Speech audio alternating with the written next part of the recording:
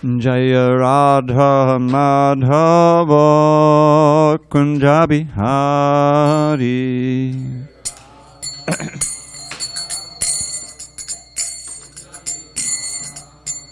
Jaya Radha Madhava Kunja Bihari.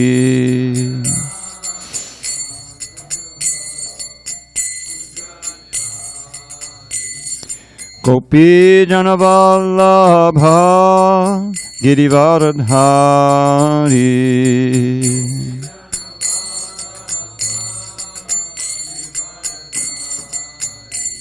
Gopi Janavallabha Girivaradhari.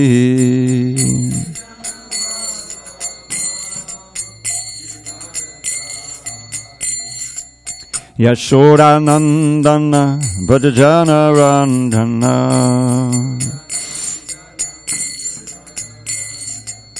Yashodanandana Bhajana Randhana.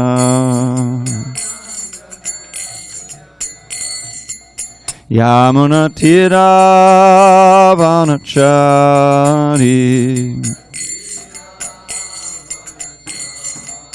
Yamuna Tira Vanachari.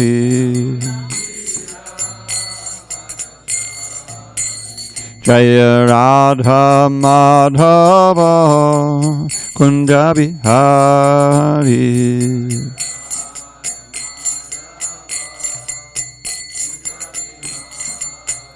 Jaya Radha Madhava Kunja Bihari.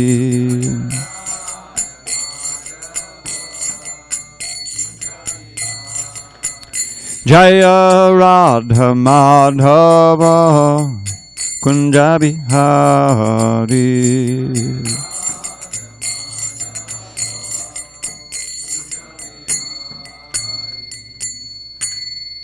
Jai Mr. Pad Paramahansa, Varudikacharya Ashtotar, the Sri Srimad Divine Grace, Srila A.C. Bhakti Vedanta Swami Prabhupada Ki Jai. ISKCON BBT Founder Acharya Srila Prabhupada Ki Jai. Jaya Vishnupad Paramahansa, Varudikacharya Ashtotar, the Sri Srimad Divine Grace, Srila Bhakti Siddhanta Saraswati Thakur Ki Jai. Ananda Koti Vaishnavindra Ki Jai.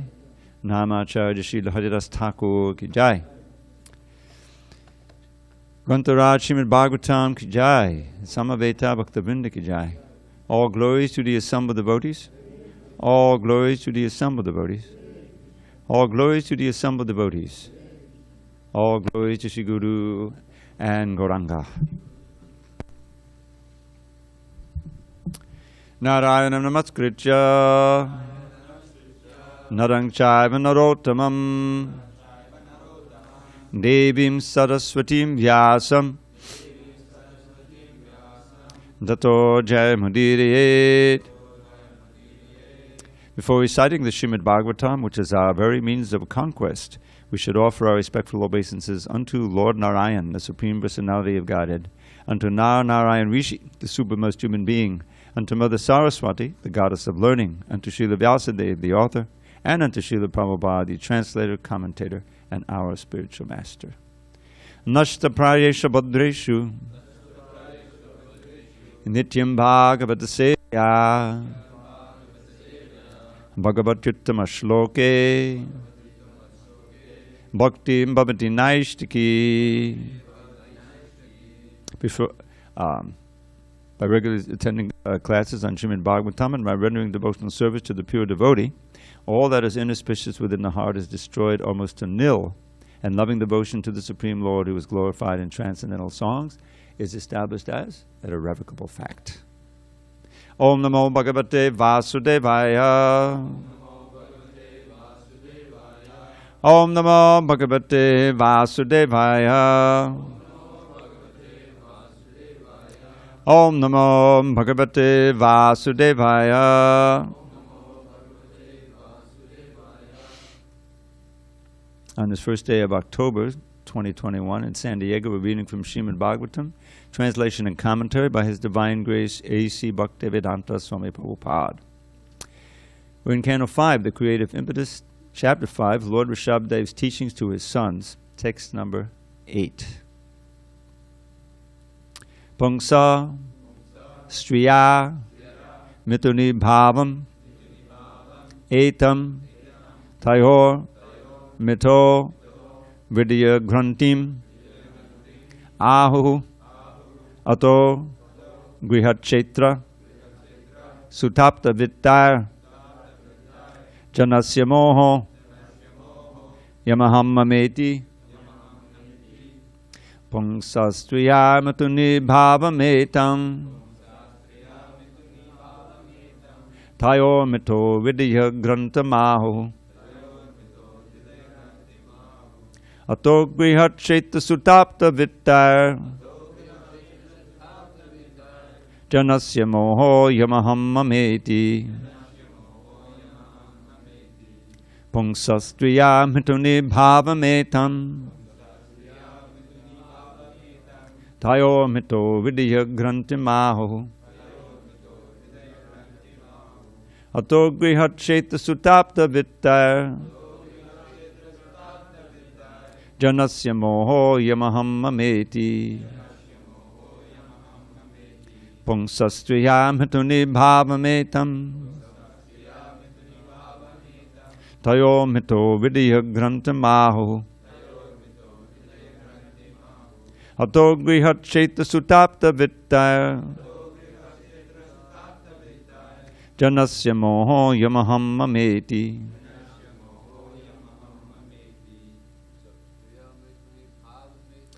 pungsastriya mituni bhavametam tayo mito vidya grantamaho ato grihachetra sutapta vittar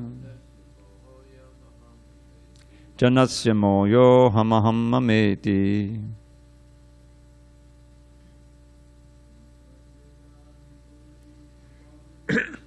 pungsastriya mituni bhavametam tayo mito vidya grantamaho ato grihachetra sutapta vittar janasya moho yamahammameti. Kunjabai, how you want to do?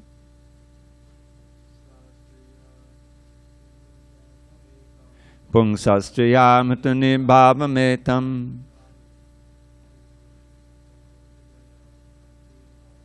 tayo mito vidya grantamaho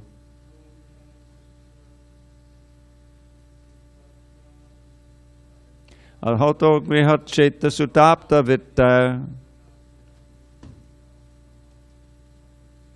janasya moho yamahammameti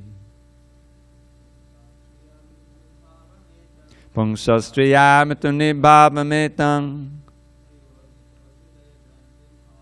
tayo mito vidya grantamaho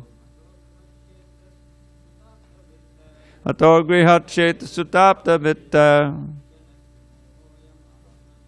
janasya moho yamahammameti. Pungsaha of a male, striyaha of a female, mituni bhavam attraction for sexual life, etam this, tayoho of both of them, mitaha between one another, vidya grantim the knot of the hearts, ahu they call, ataha thereafter, griha by home, chetra field, sutta children, apta relatives, vittahi and by wealth, janasya of the living being, moha illusion, ayam this, aham I, mama mine, iti thus. Translation. Lord Rishabhadev is teaching his sons, the attraction between male and female is the basic principle of material existence. On the basis of this misconception, which ties together the hearts of the male and female, One becomes attracted to his body, home, property, children, relatives, and wealth. In this way, one increases life's illusions and thinks in terms of I and mine. Purport. Sex serves as the natural attraction between man and woman, and when they are married, their relationship becomes more involved. Due to the entangling relationship between man and woman, there is a sense of illusion whereby one thinks, this man is my husband, or this woman is my wife. This is called Hridaya Granthi, the hard knot in the heart. This knot is very difficult to undo, even though a man and woman separate either for the principles of varnashram or simply to get a divorce. In any case, the man always thinks of the woman, and the woman always thinks of the man. Thus, a person becomes materially attached to family, property, and children, although all of these are temporary. The possessor unfortunately identifies with his property and wealth. Sometimes, even after renunciation, one becomes attached to a temple or to the few things that constitute the property of a sannyasi. But such attachment is not as strong as family attachment. The attachment to the family is the strongest illusion. In the Satya Samhita, it is stated, Brahmadya yagyabokadya muchyante stri sahayanaha bodhyante kechanaite sham visheshang cha vido viduhu. Let me mark this as a mistake here. Sometimes it is found among exalted personalities like Lord Brahma that the wife and children are not a cause of bondage. On the contrary, the wife actually helps further spiritual life and liberation.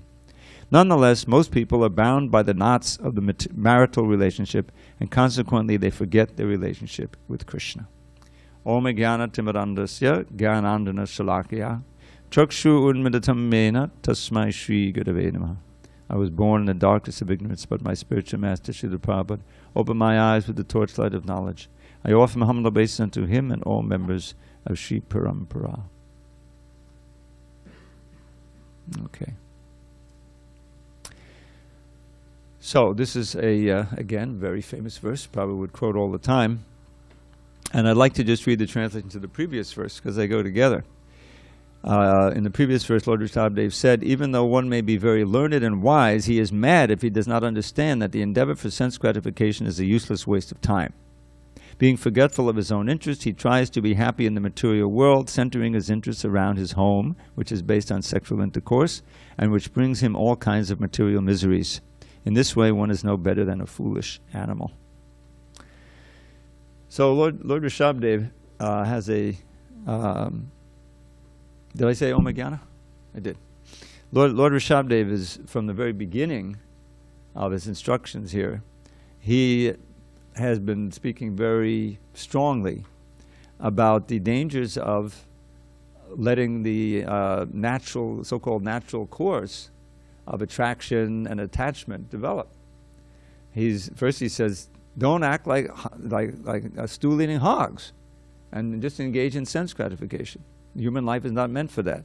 Rather, it's meant for divine penance, austerities in the context of bhakti yoga.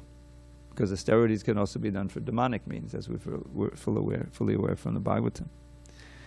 And so there, right at the beginning of his instructions, he's setting up a dichotomy. One is the fleeting, degrading pleasures of the senses, and one is the everlasting, wholesome, ever-increasing spiritual pleasure, which he calls Brahma Saukyam, spiritual happiness. And then the next verse he describes the prime means by which one can start on that path. Mahatsevam dvaravaho vimuktes, service to the Mahatmas. First has to be association. You have to realize who is a Mahatma, and you have to be determined to serve, and the most important service is hearing.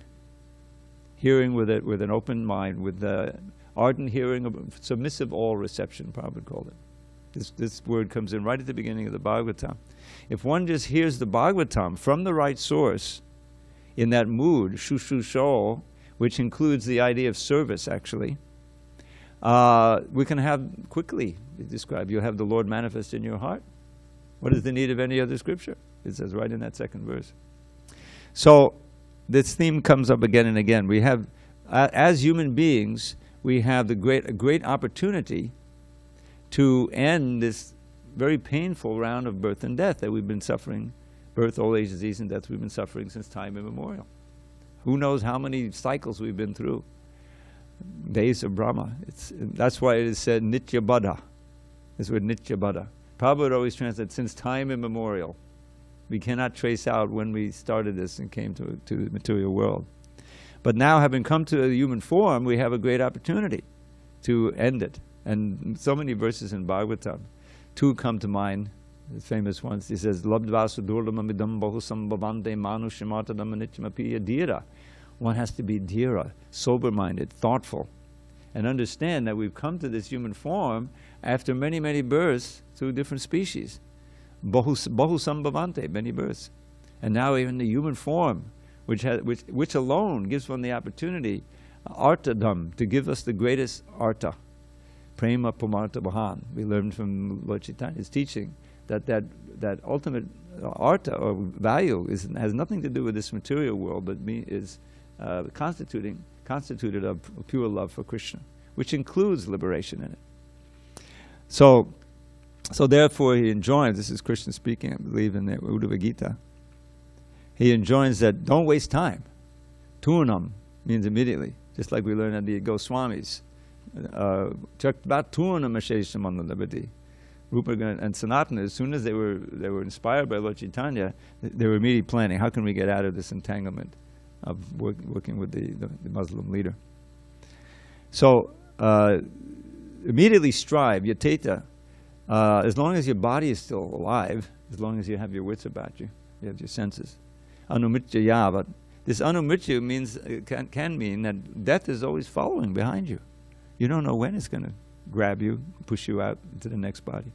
So don't waste any time. And strive for what? Nikshayasa, the ultimate good, which has nothing of this material world, but constitutes, again, this pure prema going back to God. So, this theme is throughout the Bhagavatam, and we find it here also, of course, in the teachings of Lord Rishabhdev.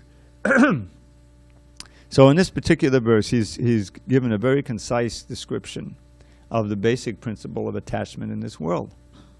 Pungsa striya mituni bhavam. Mituni bhavam is the mood and the atmosphere of sex desire that increases it, and when there's actual contact, then it expands in this way.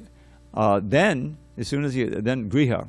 Oh, I remember, I'm living in the Brooklyn Temple, and there's so many of us brahmacharis, and a few householders. The householders couldn't live in the ashram, in the temple. They had to have a little place outside. The griha has to be there. You have to have a place, privacy.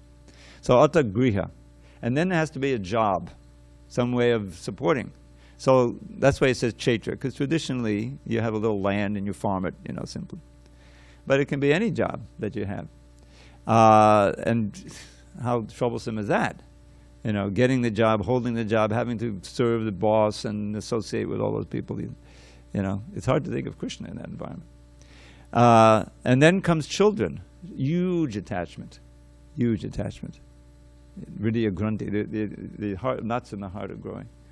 And then you learn in any kind of civilized society that you don't just marry the woman, you marry the whole family. Suddenly you have all these in-laws, you have to go to this birthday, that bar mitzvah when I was growing up. And, and then sometimes they need to live with you. Like Prabhupada said, you have an extended family. This aunt is living, it's the whole thing. And then to support it all, you need vittai, money. So that's a big headache. So all of this constitutes the deep, dark well that we read about, in the well of materialistic family life. Yesterday we were hearing, you gave class yesterday, and you quoted from Prahlad Maharaj, Punak Punascharvita Charvanana. So that verse, I don't know if you gave the first part of the verse, but Prahlad is preaching to his father precisely about this dark well. And he says, basically he's saying, don't worry, Dad, you'll never become Krishna conscious. And he gives the reason why. Matir na Krishne padatak svatova mito bipadita grihavatanam. Adanta gobai vishatam tamisram punak punash charvita charvananam is describing this scene we're just describing here in Rishabdev. So one who meets these criteria can never place his mind on Krishna. He may think of Krishna fleetingly. There go the Hare Krishnas on one of those kirtans, I've heard about them. Now let me get back to work, go wherever I'm going. The matir na Krishna padatak svatova, either by yourself or by meeting with others, if you meet this criteria. Adanta gobi, your senses are out of control. This is the first thing. You're completely under the control of the senses. Now, it doesn't mean that you're necessarily running around here and there trying to satisfy always. No, but the senses are your masters, and so you're planning, how can I make arrangements to satisfy the senses? Get this amount of money, go here, do this, meet this person.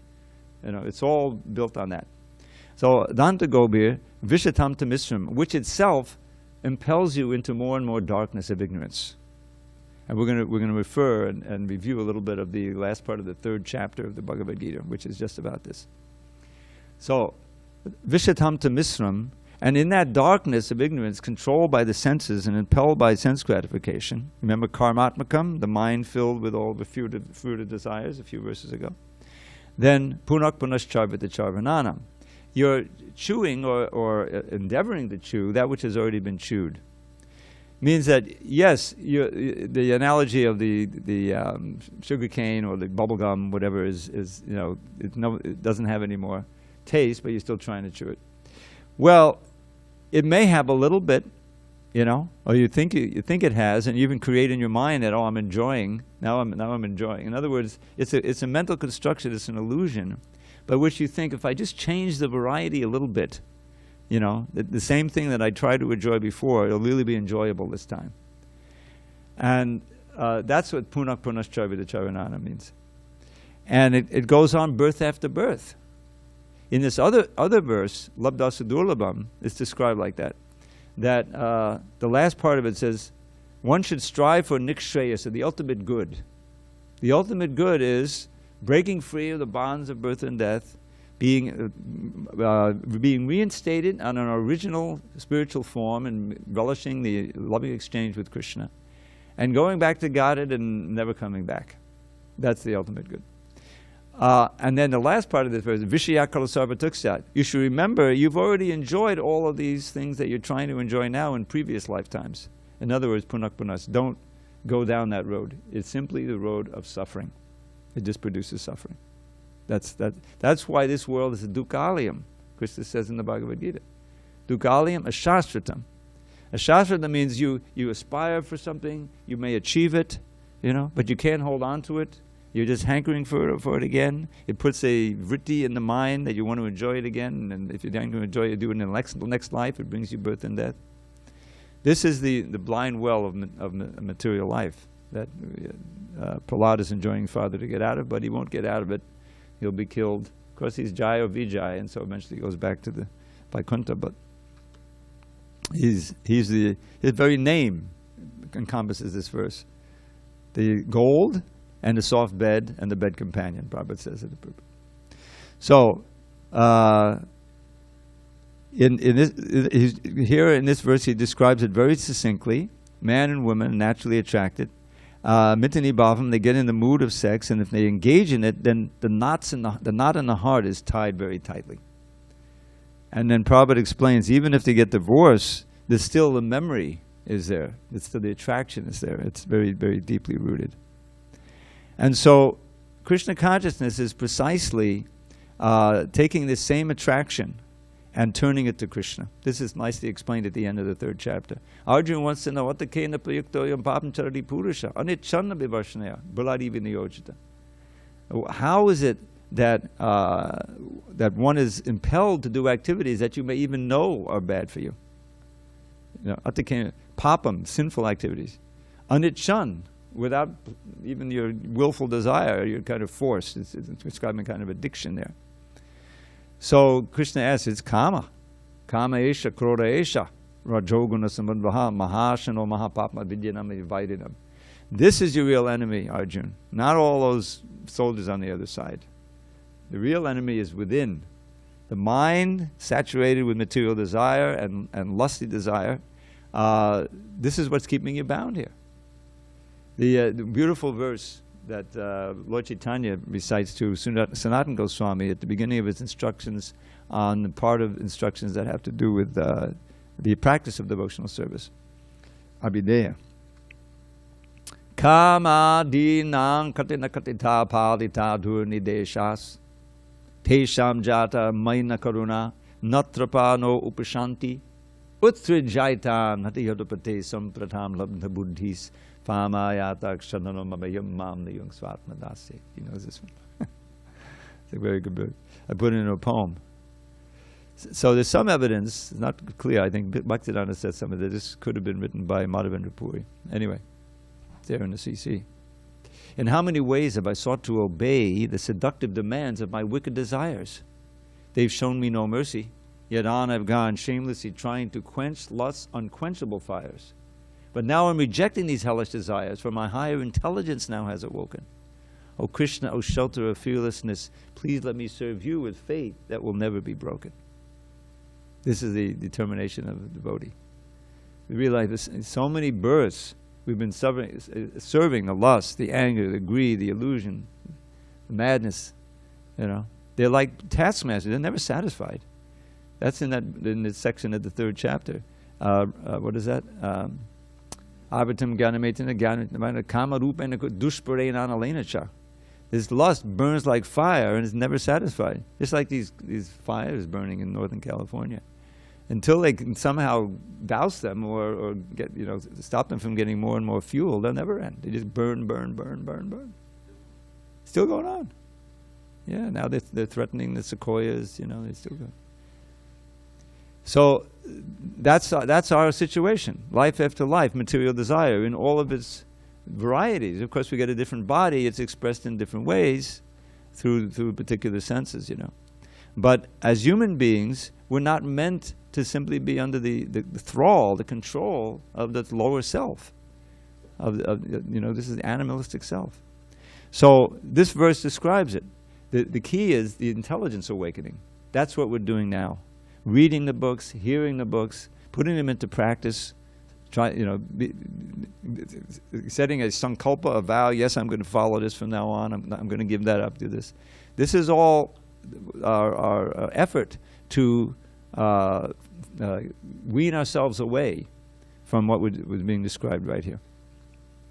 And it works because Krishna is all attractive. The process of chanting the holy name, just as we were having that kirtan and everyone started dancing, it reminded me of the old days. You go on the street and you jump up and down all the time and it's happening all, but it could be the standard. Because the dancing and the chanting is the quickest way to sublimate that lower desire. When you're in the middle of this kirtan, there's no question of sex desire. I always give this example, forgive me if you've heard it before, but we used to go down every Friday night on Harinam downtown for years and years and years till the pandemic. And the big one would be on New Year's Eve. All kinds of people stream into that gaslighters who that's the only night of the year they come. It's just packed with all kinds of people. In other words, you don't see them during a regular Friday night, but on New Year's Eve, it's just filled with all kinds of. It's a place of pilgrimage or tourist, whatever. So we try to get as big a party as going, down here. So a lot of times I'd be leading the party at the head, So we're going down and it's very crowded. The cops wouldn't let us stop because as soon as you stop, a big crowd comes and they block the sidewalk and even get into the street. So we'd have to keep moving even slowly, up and down the streets. 4th Avenue, I think, 5th Avenue. So anyway, we come to the corner and there's 4 or 5, what would she say? Society ladies, Prabhupada would call them.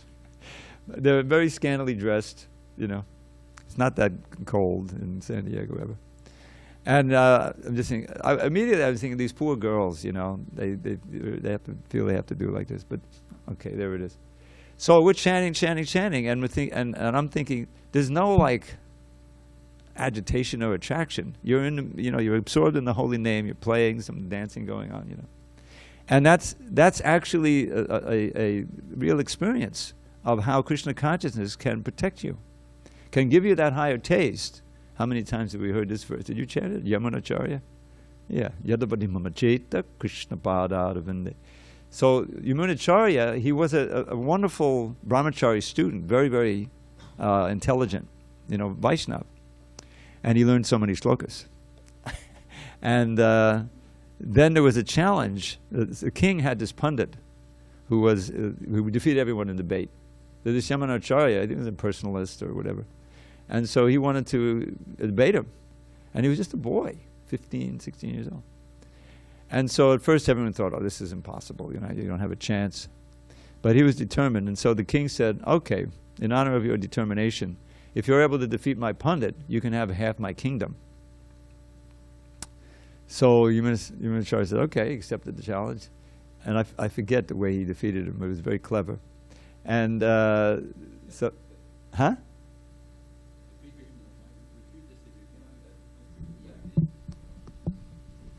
Oh yeah, take the mic. Just yeah. He said, refute this if you can. Yamunacharya said to the Pandit, your mother is barren. He's saying, making a statement, your mother is barren. Yeah. The king, he's impious. Yeah. And the queen, she's unchaste. So he's saying the queen is unchaste, the king is impious, and your mother is barren. Refute this if you can. And he's like, this is ridiculous. Yeah, he couldn't answer any of them. So he said to this pundit, no, he's only about 10 years old. 10 years old. He was young. It's said in Shastra that if a mother has only one child, she's considered barren. And he quoted the shloka. Yeah. And you're the only son, so your mother is considered barren. The king, he takes on 1/6 of all the sins of everyone in the kingdom. Yeah. So he's getting reaction, impious.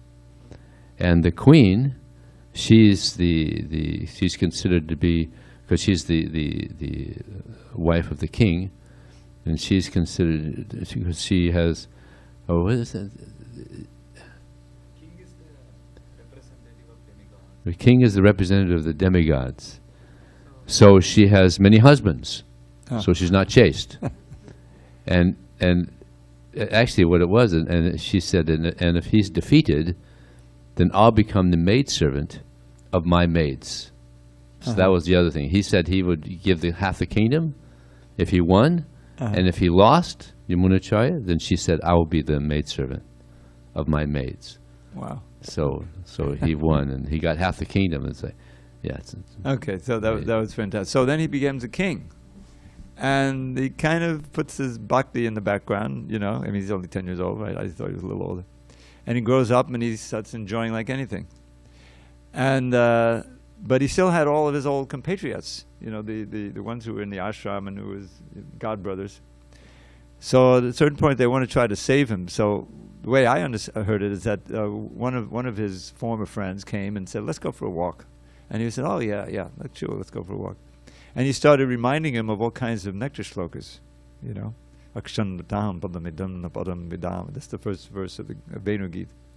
And Yamunacharya remembered him. And as he was remembering him, he was getting into the mood, and he was getting a higher taste again. And he just kept walking, and he never came back. And then he became Yamunacharya. Then he became wrote the Stotra Ratna, and he wrote this verse. Whenever ever since I've been enjoying serving and tasting the mellows, the pleasure of serving Krishna's lotus feet at every moment. Now, whenever the memory just enters into the mind of my days in the harem, so to speak, I just spit at the thought. It's not attractive at all. So that's a direct example of how one can become so detached. This is real vairagya. Vairagya means distaste, disassociation, but mostly distaste and the absence of any attraction. So that's a central principle of Lord Chaitanya's teachings. I just heard this morning, I was listening to a lecture here every morning, one lecture Prabhupada, and he quoted this verse, Vairagya vidya nija bhakti yoga shikshata meka purushak purana. This verse, is, as Prabhupada explains, is composed by Sarvabhauma Bhattacharya after he had revelation of Lord Chaitanya as Krishna, and he surrendered, became an ecstatic devotee. He wrote this verse and sent it to Lord Chaitanya. And I think Govinda knew that Lord Chaitanya would rip it up because it describes him as Krishna. And he did rip it up, but they wrote it on the outside of the Gambhir, so it became very well known, very famous. So what it says is that the same ancient person, Krishna, has now appeared as Lord Chaitanya Mahaprabhu to teach devotion to himself, characterized by detachment and knowledge. They go together, detachment and knowledge. Nija Bhakti Yoga, Shikshatame Purusha, the same ancient person, he's named Lord Chaitanya. I surrender, he's an ocean of mercy, I surrender to him. There's two of them, that's the most famous one.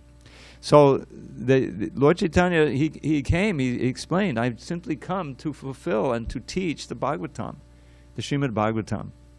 Srimad Bhagavatam is the ultimate pramana that we have. Pramana meaning the shastra by which we take complete shelter, and we take all of our understanding what to do and what not to do, and what's reality. And this comes up at the end of the 16th chapter, very pertinent in this context. After Lord Chaitanya is describing, Lord Krishna is describing the beginning of the chapter, the qualities of the devotees, saintly, different ashrams. There's 28 different qualities, beginning with abhayam for the sannyasis, fearlessness. Then he says, now I'm going to describe the qualities of the demons. And it's kind of all condensed, where Lord Krishna actually pretends he is a demon, and he starts speaking, he has a speech. Ishvaroham hambogi siddhoham balaman sukhi. I'm the master of all. I'm the enjoyer. I'm perfect, powerful, and happy. And he goes on, to say, I have so much money have I got today, I'll kill that enemy and get this one, I'll make alliances. This is the demonic mentality, So Krishna continues to describe that, and he describes, and such a person makes a very dark future for himself and eventually goes to hell, And then at the end of the chapter, he has 4 verses that are very pertinent to what we're saying. He says, there are 3 gates leading to this hell. Tribadham nadakasedam dwaram nashanamautnana kama koda tataloba tasmadyatriyanjigat. We just had the Mahatsevam dwaram, the door opening to liberation by service of the Mahatmas. This is the door that leads to hell. There are 3 gates leading to hell. They comprised of lust, anger, and greed. Tyler, you with us? Hare Krishna. Lust, anger, and greed. One should give these up because they lead to the degradation of the soul. And one who can give these up, who's conquered them, again,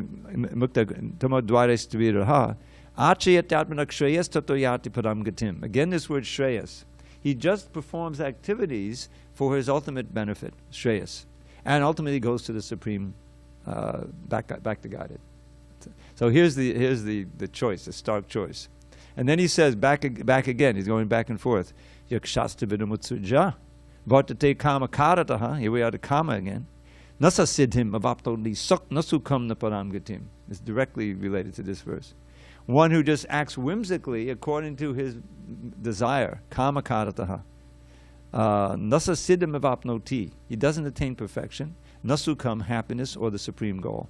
And then the last verse, which is to me is central to the whole Bhagavad Gita, and that is tasmat shastram pramanam te karya vyavastato gatva shastra badanoktam karma kartam iharasi. Therefore, to understand what you should do and what you should refrain from doing, you have to consult the Shastra as pramana. Pramana means evidence of what to do and what not to do, what we believe. And having understood it and studied it, one should actually act in that way as a matter of duty. In other words, do what it says and refrain from doing what it proscribes. So that's the key. That's why Prabhupada worked so hard to give us this Shastra, this as it is. With all the purports, and there's no doubt about it. And so what we're doing now, these classes are essential, but we should study on our own. Bhakti Shastri, Prabhupada instituted for systematic study and gradually through all the books. Because that gives you the strength, that knowledge. As it's described in the other verse, your intelligence is awoken, and you know, oh, this is bad. I don't want to go down that route. That's going to lead to unlimited suffering. And I'm telling you, when we read the end of this canto, the chapter on describing the hells, it'll make you serious. I remember working on that chapter, middle of the night. You know, it was like the marathon. We had to work odd hours. You know, oh my God. You know, illicit sex. You have to embrace for 1 million years the molten hot iron form of the opposite sex.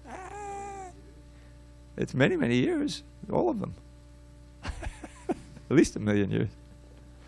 Can you imagine? It may, you know, the amazing thing is that it may just be a few moments into your next body, which is probably an animal body, but it seems like 1 million years because you're just in your mental form. So if it seems like 1 million years, then you're going to suffer for 1 million years. Anyway, it's all designed to make us serious about chanting our rounds. So, so back to our verse. This is expanding on this same theme. We are here because our original prema for Krishna has been transmuted, corrupted into lust. Prabhupada says in a wonderful purport in that 3rd chapter at the end that lust is nothing but prema that's been adulterated by the modes of nature. And once that happens, it's very difficult to get it back. But then he said, but even a late beginner can do it if you practice carefully. That's why he says from the beginning of life it's best to do it. Or from the time of understanding its importance. So that's where we're at. Yes, we're so habituated. What do you think conditioning means? It means habits of thought, action, that are very difficult to break, you know, these habits. But Krishna consciousness is so powerful. The process given by Chaitanya Mahaprabhu is so strong that we can do it, and we need to become determined to do it. And so now it doesn't mean that there isn't household life that can be auspicious, as Prabhupada mentions in this purport. That's also there. But Prabhupada explained it's a safer route if you can avoid it, you know, because it's risky. When you get in household life, it can be a slippery slope, you know. You don't always have a temple nearby by which you can get sustenance by big kirtan and wonderful classes and festivals, you know. It's a big world out there, and the temples are little spots on the map. Of course, there's always the internet, but it's not the same, you know, as having... I mean, how am I going to get into a twirling match with Vijay on the internet? That's a pretty memorable experience.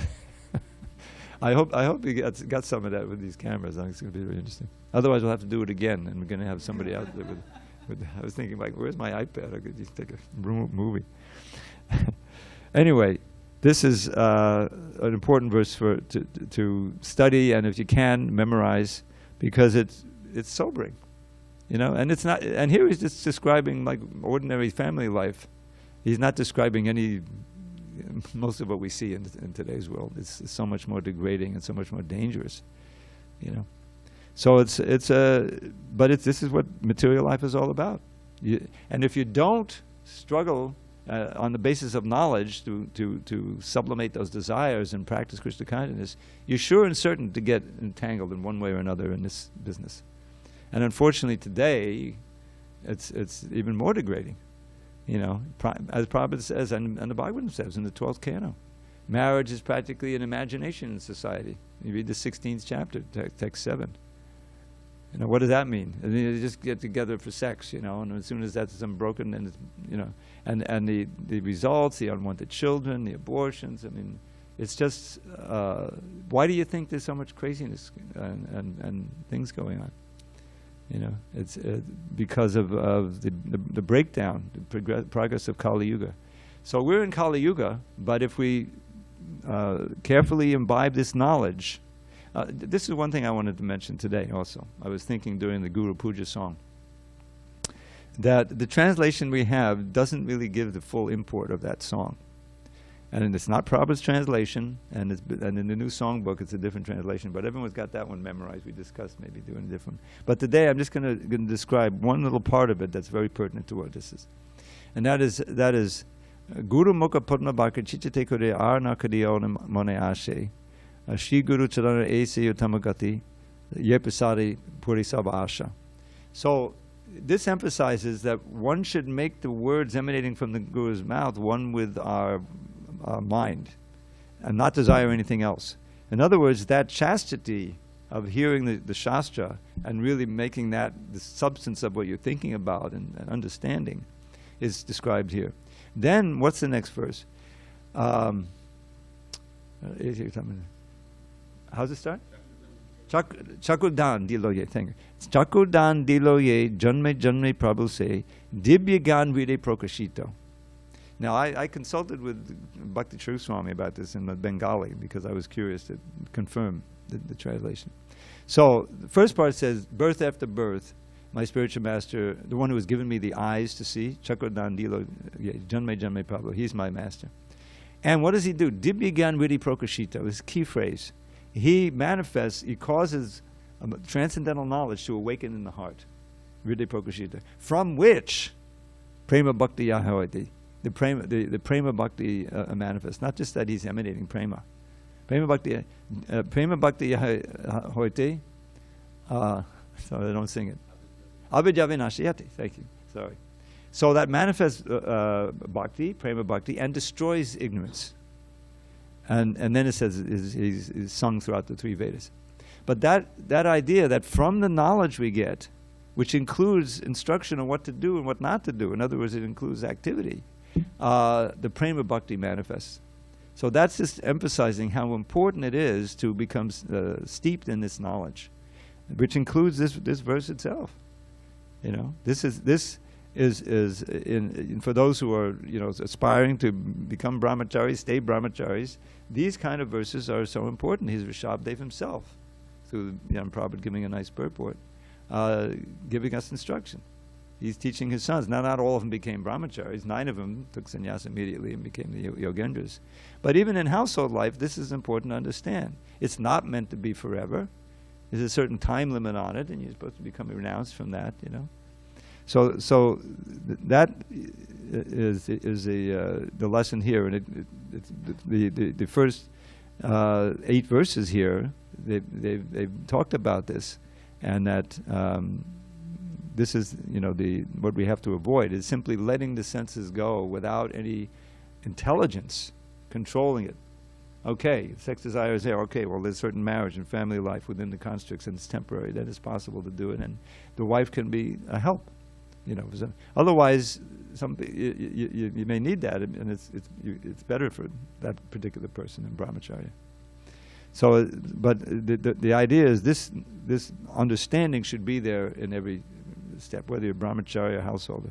And look at Bhaktivinoda Thakur. He had 10 children, but he's known as the 7th Goswami. In other words, within that household life, you know, he practiced devotional service perfectly, and he wrote so many books. He was a great acharya, realized soul, and everything. So there are great examples of that. But this is one of our favorite brahmacharya verses for those who are aspiring. Natatasya bhavain moha bandhastanya basangada yoshit sangha jatapangso yatatat sangha sangidaha. Kapila Dev teaching his mother. There's no bondage, natatasya bhavain, or illusion that accrues to one more than wanton association with the opposite sex. Yeah, that's really what's talking about here. Okay, any questions or comments? Hare Krishna. Okay, I got the signal. You're on, Vijay Krishna Prabhu. Yes, Prabhu, thank you very much. My humble obeisances. The quote from the purport is, quote, sometimes it is found among exalted personalities like Lord Brahma that the wife and children are not a cause of bondage. On the contrary, the wife actually helps further spiritual life and liberation. End quote. So, Prabhu, my question is, if I may, in relation to the 4 varnas and 4 ashrams, specifically in relation to the 4 ashrams, the grihastha ashram is there, and this is my own perception, and correct me if I am wrong. Isn't that the grihastha ashram is there in order to test the sincerity of the candidate? because you said in your class that we should try to avoid going for marriage because it is risky. But still, you know better than me that the Grihastha ashram is part of the four ashrams. Isn't that there is a reason for the Grihastha ashram to exist, and this reason could be or would be that without passing the test in order to show how sincere you are, because it is a very risky, I agree with you, it is a very risky ashram. Still, if you do not go for Grihastha ashram, isn't that you are there avoiding it out of fear, and because you do not accept it, you will not pass the test, and your spiritual career, in order to make spiritual advancement, will be damaged. Okay, I think I understand the question. So, the idea is that for some devotees, it's absolutely necessary. And also, I heard Prabhupada say, listen, all of the great acharyas, they took birth from mothers, In other words, the Grihastha ashram is necessary in society because that's just the force of nature can be so strong that it's safer to be in the Grihastha ashram with a nice pious devotee wife than to try to do it, become a brahmachari and then fall down and have illicit sex all over the place. You know what I mean? It's much better to be enter the ashram. It's an ashram, and there are rules and regulations. You're still a disciple. You're still reading the shastra, and it's like a fort. In other words, it protects you from the forces that are within your body. Some of it's stronger than others. Some can do it, and so therefore the Grihastha ashram is there, and that's the way society goes on. Otherwise, where are the children going to come from? I mean, children who have a chance of being raised in a civilized way, anyway. So, but it's temporary, according to the varnashram system. Probably I heard 50 years. 50 years is not that old, and you're supposed to start, vanaprastha. That means you travel with your wife, but you don't have contact, and you go to different ashrams and tirthas, and you're a spiritual thing, and then ideally. And where is this going to happen today in modern Western world? That your eldest son is 25 years old, and he'll take care of the wife. He's just getting ready to, start his adventures. He's take care of the mother. But that's the way it's supposed to happen. So the idea is that yes, there is a place for it, a very important place in society, in the spiritual society.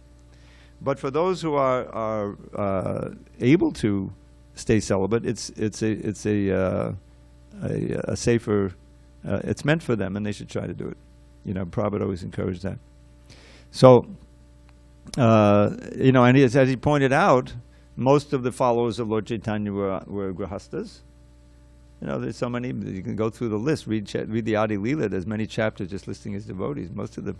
Even with the Panchatattva, Nityananda eventually married, and Sridhar was there, Advaita was there. They were all grihasthas. Even Lord Chaitanya was a grihastha for a while.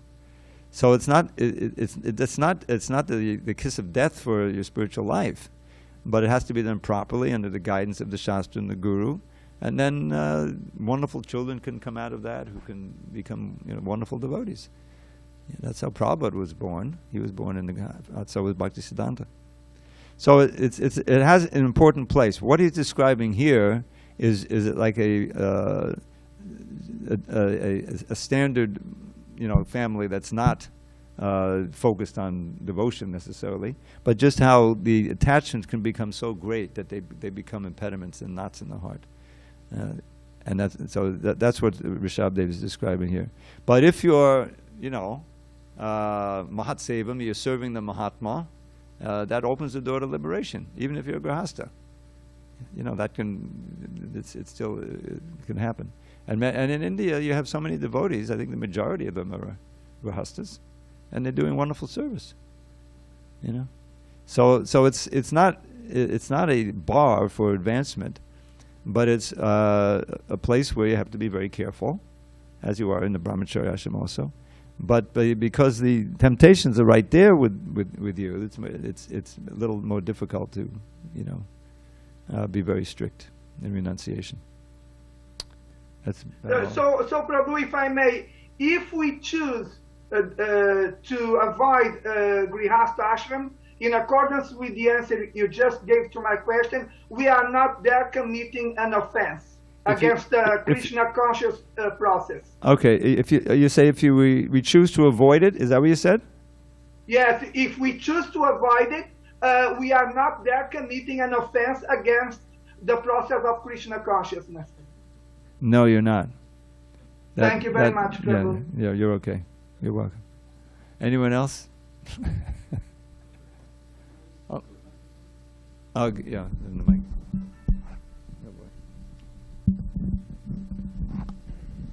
I was wondering about how in the purport it the last part where it mentions the counterpoint, which is that sometimes it's found, as Vijay Krishna was referring to also, among exalted personalities like Lord Brahma, that the wife and children are not a cause of bondage. I was wondering why Brahma and his wife were used as the example of a wife that helps one be Krishna conscious, or I don't remember a lot about Brahma's wife and how that she's like. I think Prabhupada is just referring to the verse that he quoted. Unfortunately, there doesn't seem to be a systematic translation of that verse, but he's referred here, Brahmadya, Brahma, etc., and he gives Yagyavalkya as another one. And I'm not sure what all of that means, but it means something like that. It's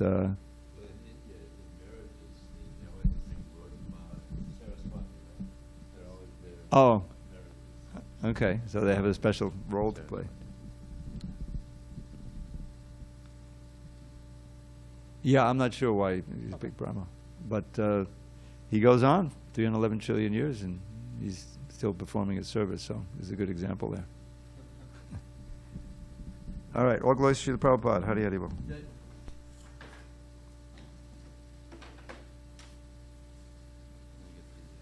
Oh, sure.